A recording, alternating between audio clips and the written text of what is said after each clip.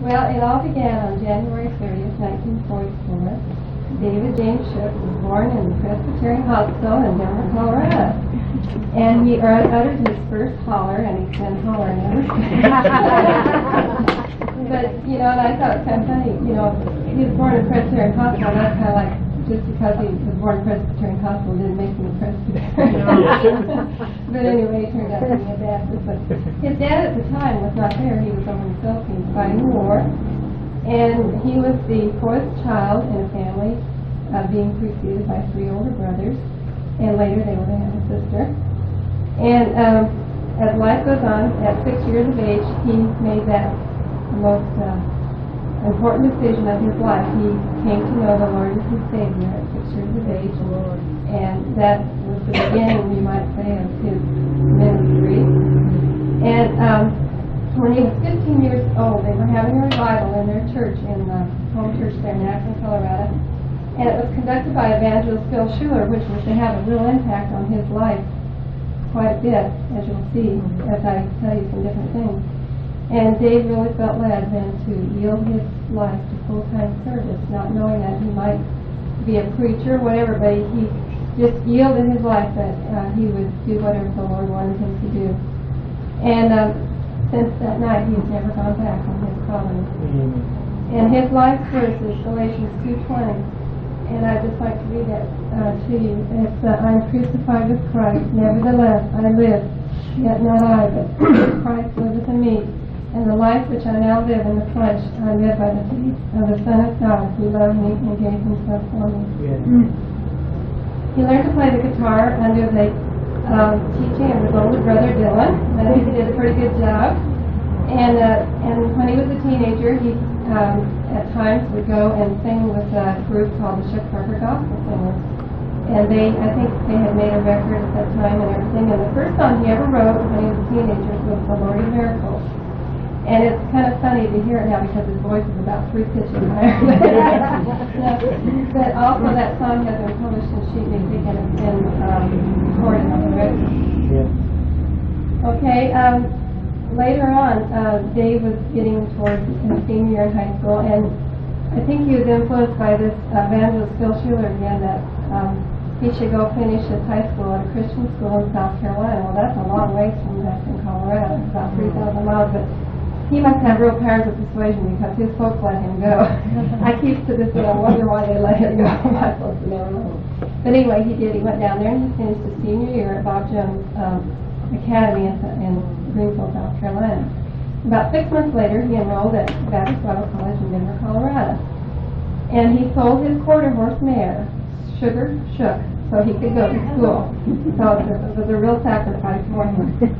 And during the first semester of school there, he met another female who was to change his life, and that was me, of course. And my name at the time was Beverly Jean Carter, and I was from Ottumwa, Iowa. And of course, when I married Dave, or when I met him, I thought he was going to be a songwriter. I didn't know he was going to be a preacher. Or I might have gone there. And so we were married on April 13th, 1963. And of course, we know that we're going to be celebrating our 25 years of marriage here in just a few days. And I thought there's some facts about the year 63 that would be really interesting to everybody. Did you know in 1963 that you could buy a 3-bedroom home for $14,000? Yeah. And also that the average income of a person was $6,200, and the gas was 30 cents a gallon, and a new car was $2,500, and a loaf of bread was 22 cents. And then the most popular TV show at the time was the Beverly Hillbillies and Hazel, and I know some of you remember all that. And that year was a disappointing year for me too, because the Dodgers went over the New York Yankees, and I was a Yankee fan. And then John F. Kennedy was our president, and colored film was introduced that year, and also equal pay for women.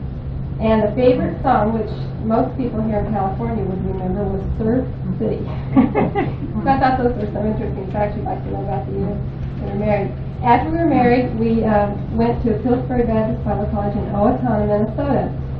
And there he went on and finished his education.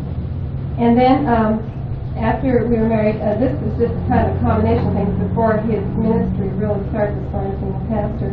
We had 4 children that were born to our marriage, and the first one was Robert Lee Shook, who was born in 1964, and he, of course, most of you know, he went to be with the Lord at 8 years of age. And I thought you'd be interested in some pictures. And don't laugh. Well, this, you'll have to look at this after, but this is when we were married, and this is my parents and his parents, and both of our dads have since gone to be with the Lord. So you can look at this after and see how skinny we were. Never again. And now, really don't laugh. This is really hilarious. But this is this is when we were married, and this is our little son Robert. And he was a real joy to our life. Even though we had him 8 years, he was a very joy to our life. Okay, and then our next son, John David, he was born in 1967. He'll be 21 in May. Of course, he's here tonight.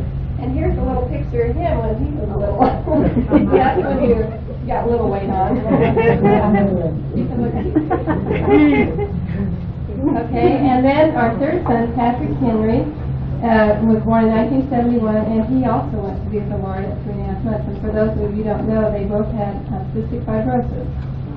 And well, this is Robert, our son, who's 8 years old. We'll take another picture. And this was just taken just before we lost him when he was 8 years old. And then and you'll have to look at these afterwards too, but this is the only picture. You know, you never count. You never know what's going to happen. So I didn't take any pictures. I only have one picture of our baby. And it's on these little things here. And I have a family picture of just me and the boys and then our baby right there. I'm so glad I took it. You know, but you never know, what life brings. So I'm glad I had Susan there.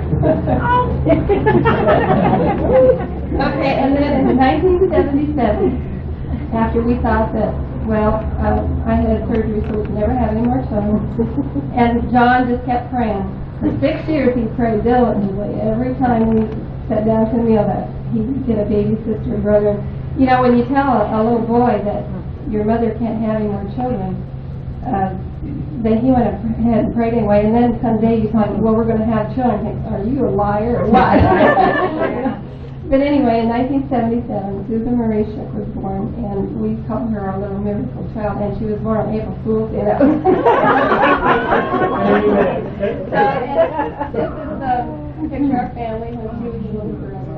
And there's John. I know they've changed an awful lot, but pictures are just really a blessing. I say they hold a lot of memories. Okay. And now I'll just kind of give you the summary of Dave's ministry. In 1964, he was assistant pastor in my home church at Calvary Baptist in Selma, Iowa for the summer. And in the evenings, he was pastor of a little country church called Pleasant Valley Baptist Church in Lakesburg, Iowa. And you'd have to really appreciate those people. They're just really country people, and can they sing? I'll never forget that. They really could sing. And the first full-time church that he pastored was in a little town in Colorado called Elizabeth, Colorado, and it was only a town of 300 people. And our church had the, I guess, blessing of, we had attendance of 108 there in that little church. So we were really thankful. The Lord really blessed us there. The next, we spent 14 years there in Colorado Springs at Gallery Baptist Temple. We started with about 25 people, and we had a high attendance of 1,100 on a special day. And the Lord really blessed. That's where I guess our life was really there in Colorado Springs, and most of our ministry, was there. And it's hard to leave sometimes, but you never know what the Lord has for you. You have to just kind of go where you really feel that, and do what the Lord tells you. After that, we spent 5 years at Ferdinand Baptist Church in Guilford, Illinois, and we started there with about 15 people, and we had 10 times 181 there, and the Lord did bless us there. And it was a little, it was a town not too far from where I grew up, and so it's familiar to me, but even the churches, when we went there, had a real hard time. They had split, and the people were really bitter. And it took a long time, but finally the church started to grow, and people were saved, and it was a real blessing there. Okay, and then there's a couple of periods of time in between those when he was assistant pastor in a couple of different churches. One was in the church we were married in Denver, Colorado, and the other was in Fort Collins, Colorado. And so the Lord has really blessed us, and over the years he's held many revivals, And there was one special revival that really sticks out when Dylan and Dee and the family were there, and they had 44 people saved in 1 week. The Lord really blessed. And then also, there are just, we thought we'd make a list of all the people that are in full-time service that have yielded under the ministry, and we couldn't even begin to make a list. You don't even know sometimes where they are because of all the young people that were in the churches and everything, but we do know that there are missionaries and there are full-time,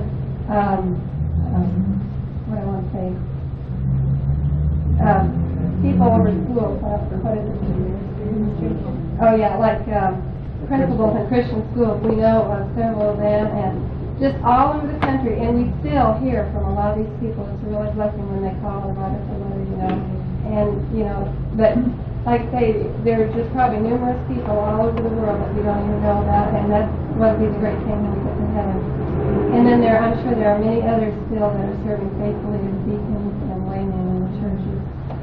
And Dave, of course, has made many records and tapes, and he has his one song published. He's written many songs, and we were going to try to count that up too, and we just couldn't. It was just too many.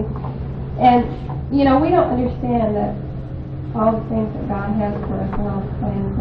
And I remember one time about 17 or 18 years ago, we came out here to California for vacation, and I said, don't you ever ask me to live here, because I don't want this.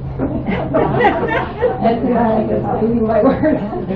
But whoever thought that we'd ever be out here? I mean, we just don't know what our life brings, what a day brings. And so all we can do is just do our best and follow the Lord. And there's a few little humorous things that have happened during a ministry, and I couldn't tell you all, but there's a couple, three that really stick out in my mind. One time he was getting ready to baptize a guy, and he leaned him down in the water, and all of a sudden the guy just threw his arms up like this and pulled his tie off, and pulled his tie off. The good thing was a flip-bone tie, or they both got under the water. But, and then one time the church was voting on a raise for us, and so he said, all in favor, say amen. And before anybody could get a word out, our son Robert yelled amen real loud. It's kind of the thing you want to crawl under the table. But, and then one time Dave was preaching, and of course there's been many times he said words, he got his words mixed up and said the whale's belly, the belly's whale or something like that. But one time he was preaching, he said, he says, I've looked in this Bible, and he said, I just can't see any way that the Bible, says that we can get a divorce. And he said, but if there's one way, I'd sure like to find it. And that kind of stunned everybody for a minute, and they all got Anyway, there's just hundreds of things. I guess you should, when you start out in ministry, you should write down and keep a diary and write down everything, because there's so many things that have happened to us over the years that it's just, I guess the memory bank can't hold all of it. And this picture here is just a couple of years old. This is our family now. Well, not quite now, but just about anyway. And I think the one thing that I'd like to just say in closing on my part here is this evangelist, Phil Schuler. Of course, he had part of our lives, it seems like, all the way through. And he was with us 2 weeks before we lost our oldest son. And he couldn't come back for the service, but he was on a plane on his way to revival, and he wrote down these words, and he writes music and different things. His wife came and played the organ. She was a fabulous organ player. And he wrote this poem, and I guess it kind of sums up what, where our hope is and everything, and it was a memory of our son. It says, Halo guy, I envy you, up there with Christ.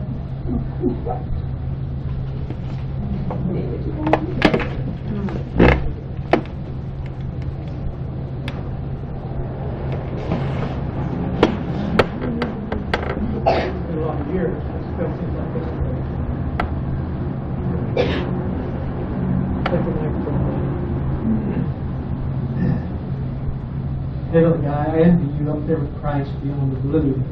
And with your little brother, too, it must be fun. Remembering how you love God's name, that you talked to Paul and him about the battles here with sin and how they won. And knowing, too, your love for song. It must have been a thrill, my son, to hear King David sing along with each harp strum. Evangelists have been your joy. Now you're among them now, my boy. Bill Sunday, Springer, Sam and Roy. Greet everyone. Don't fret about those left behind. We'll miss you, son, but God is kind. We know right now you're feeling fine. Your pain is done. And give or take a few more years, we all shall pass this vale of tears. You with those who love so dear and see knows. The Shooks will sing a new song then, and every voice a perfect blend. We'll be proud when we sign in and say, well done. So rest a while, it won't be long. We'll meet you in that glorious throne which our Lord will always hold. So let us sing.